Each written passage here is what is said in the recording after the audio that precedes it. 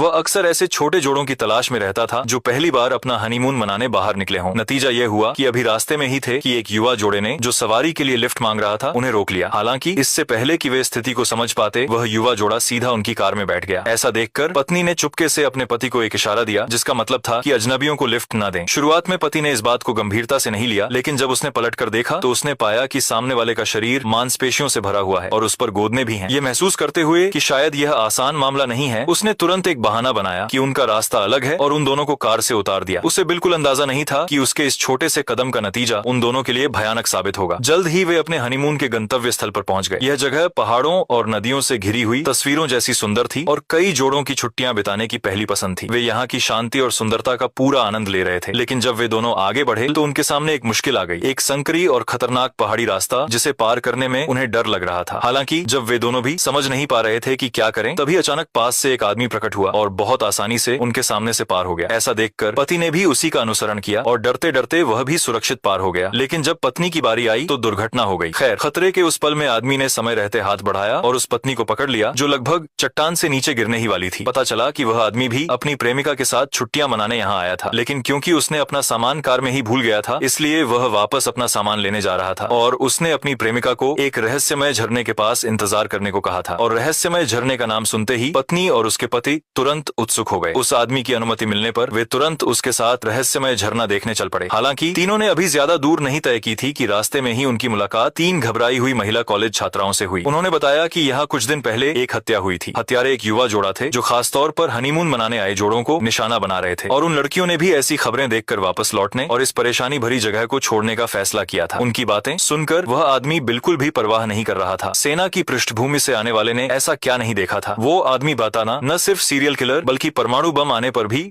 वह बिल्कुल नहीं घबराता। और उस आदमी को इतना शांत देखकर पत्नी और उसके पति में तुरंत हिम्मत आ गई। उन्होंने तुरंत उस आदमी के साथ तेज कदमों से चलना शुरू कर दिया। घने जंगल के एक हिस्से को पार करने के बाद एक ऐसा झरना उनकी आंखों के सामने था जैसे स्वर्ग हो। पत्नी ने ऐसा देखा तो जल्दी से जूते उतारे और ठंडक महसूस करने के लिए अंदर जाने के लिए बेताब हो गई। और पति ने इस समय का फायदा उठाते हुए जल्दी से झरने के ऊपरी हिस्से में जाकर मोबाइल फोन का सिग्नल ढूंढा। उसने तुरंत उस हत्या की खबर को सर्च किया और अंदर की सामग्री ने उसे डरा दिया। सचमुच कुछ दिन पहले ही यहाँ एक नवविवाहित जोड़े की बेरहमी से हत्या कर दी गई थी, लेकिन सौभाग्य से सड़क के कैमरे ने हथियारों की तस्वीरें कैद कर ली थीं। लेकिन जैसे ही वह तस्वीरें खोलने वाला था, पति ने घबराकर तुरंत अपना फोन छिपा लिया। दरअसल सामने वाले दोनों लड़का लड़की वही थे जिन्होंने पहले लिफ्ट मांगी थी। उनके डरावने और गुस्सैल चेहरे देखकर पति का दिल डर से धड़कने लगा, लेकिन जब वह समझ नहीं पा रहा था कि क्या करे, खैर तभी वह आदमी समय रहते वहां आ गया, जिससे पति का दिल फिर से शांत हुआ। उस आदमी की प्रेमिका के साथ मिलने के बाद उन सभी ने जल्दी से अपना सामान समेटा और आगे का रास्ता पकड़ा, इस डर से कि कहीं वह आदमी खबर वाला